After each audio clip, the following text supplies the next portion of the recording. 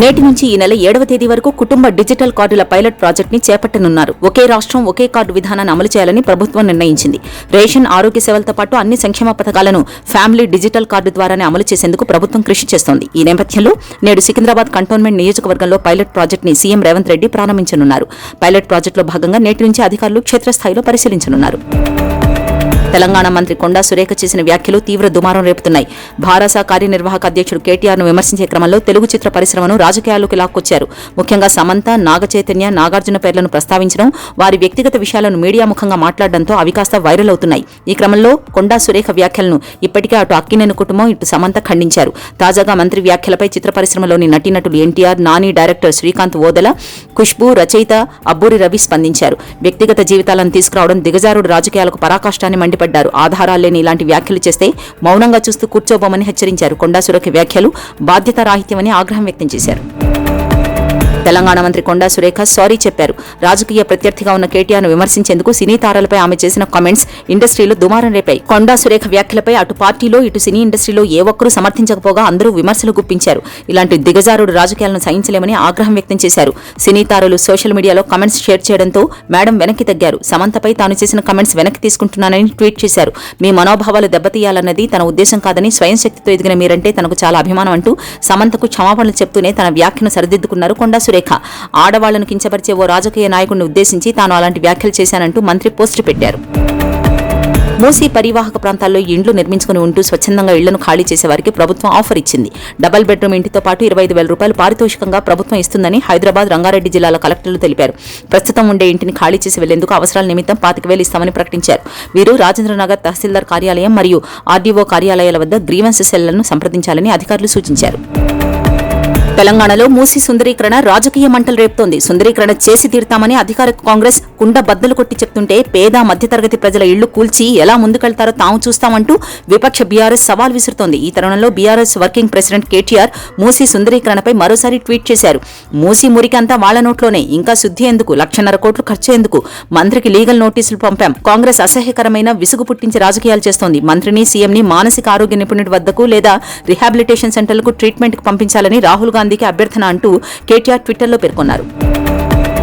ఏపీలో చెత్త పన్నును రద్దు చేస్తున్నట్లు ముఖ్యమంత్రి చంద్రబాబు నాయుడు వెల్లడించారు. రాష్ట్రంలో ఎక్కడ కూడా చెత్త పన్ను వసూలు చేయవద్దని ఆదేశాలు జారీ చేశారు. స్వచ్ఛ ఆంధ్రప్రదేశ్ దిశగా అందరూ ముందుకెళ్లాలని సూచించారు. 2029 కల్లా ఏపీ స్వచ్ఛ ఆంధ్రప్రదేశ్ గా కావాలని పిలుపునిచ్చారు.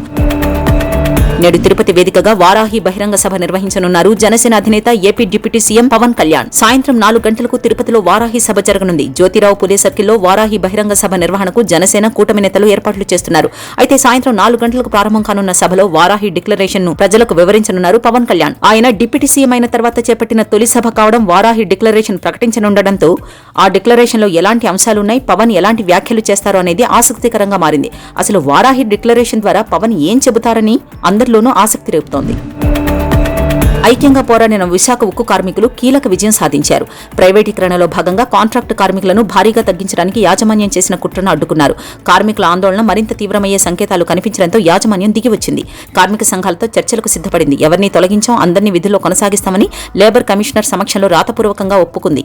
దీంతో కార్మికుల్లో హర్షాతిరేకాలు వ్యక్తమయ్యాయి. ఇదే స్ఫూర్తితో ప్రైవేటీకరణను అడ్డుకుంటామని, శైలిలో విలీనాన్ని సాధిస్తామని కార్మిక సంఘాలు విశాఖ ఉక్కు పరిరక్షణ పోరాట కమిటీ ప్రకటించాయి. గతంలో విద్యాశాఖ ప్రత్యేక ప్రధాన కార్యదర్శిగా పనిచేసిన ఐఏఎస్ ప్రవీణ్ ప్రకాష్ అప్పట్లో సీఎం జగన్ కు వీర విధేయుడిగా పేరు తెచ్చుకున్నారు. జగన్ చెప్తే చాలు, నిబంధనలతో సంబంధం లేకుండా పనిచేస్తారనే విమర్శలు ఎదుర్కొన్నారు. ఓ కేసులో కోర్టు ఆదేశాలు అమలు చేయకుండా వక్రభాష్యాలు చెప్పి ఉత్తర్వుల్ని పక్కన పెట్టిన వ్యవహారంలో ఆయనతో పాటు మరో అధికారికి 4 రోజుల పాటు జైలు శిక్ష విధిస్తూ హైకోర్టు ఆదేశాలు ఇచ్చింది. దీంతో ఈ వ్యవహారం సంచలనం రేపుతోంది. టీడీపీ నేతృత్వంలోని సంకీర్ణ ప్రభుత్వం కొత్త మద్యం పాలసీ ప్రజలకు హానికరమని, టీడీపీ ప్రభుత్వం దాని ఆర్థిక ప్రయోజనాల కోసమే రూపొందించిందని వైఎస్ఆర్ కాంగ్రెస్ పార్టీ దుయ్యబట్టింది. కొత్త మద్యం పాలసీ ప్రజలపై ప్రతికూల ప్రభావం చూపుతుందని వైఎస్ఆర్ కాంగ్రెస్ మహిళా విభాగం అధ్యక్షురాలు ఎమ్మెల్సీ వరుదు కళ్యాణి ఆందోళన వ్యక్తం చేశారు. బుధవారం పార్టీ కేంద్ర కార్యాలయంలో మీడియాతో మాట్లాడిన కళ్యాణి మద్యం విక్రయాలను ప్రైవేటీకరించడాన్ని ఖండిస్తూ సిండికేట్లుగా ఏర్పడి పెద్ద ఎత్తున దోపిడీకి దారితీస్తుందని అన్నారు. నిత్యావసర సేవలను మెరుగుపరచడంపై దృష్టి పెట్టాల్సిన ప్రభుత్వం మద్య అమ్మకాలు పెంచేందుకు ఎందుకు ప్రయత్నిస్తోందని ఆమె ప్రశ్నించారు. బీజేపీ ఎంపీ బాలీవుడ్ నటి కంగనా రనౌత్ మరోసారి వివాదాస్పద వ్యాఖ్యలు చేశారు. మహాత్మా గాంధీ, లాల్ బహదూర్ శాస్త్రుల జయంతి సందర్భంగా ఆమె సోషల్ మీడియాలో పోస్టులు పెట్టారు. దేశానికి జాతిపితలు ఎవరూ లేరు, కేవలం కుమారులు మాత్రమే ఉన్నారు. భారతమాతకు ఇలాంటి కుమారులు లాల్ బహదూర్ శాస్త్రి ఉండడం అదృష్టం అని ఆమె వ్యాఖ్యానించారు. మహాత్మా గాంధీని ఉద్దేశపూర్వకంగా కంగనా రనౌత్ తక్కువ చేశారని కాంగ్రెస్ ఆరోపించింది. హర్యానా రాష్ట్రంలో ఎన్నికల ప్రచారం హోరాహోరీగా సాగుతోంది. రాష్ట్రంలోని 90 అసెంబ్లీ స్థానాలకు అక్టోబర్ 5వ తేదీన పోలింగ్ జరగనుంది. దీంతో అన్ని పార్టీల అభ్యర్థులు తమ తమ నియోజకవర్గాల్లో విస్తృతంగా ప్రచారం నిర్వహిస్తున్నారు. ఇవాళ్టితో ఎన్నికల ప్రచారం ముగియనుంది. అయితే హర్యానా ఎన్నికల ప్రచారంలో టీమిండియా మాజీ క్రికెటర్ వీరేంద్ర సెహ్వాగ్ కూడా పాల్గొన్నాడు. హర్యానాలోని తోషం నియోజకవర్గంలో నిర్వహించిన బహిరంగ సభలో కాంగ్రెస్ అభ్యర్థికి మద్దతుగా సెహ్వాగ్ ప్రచారం నిర్వహించారు.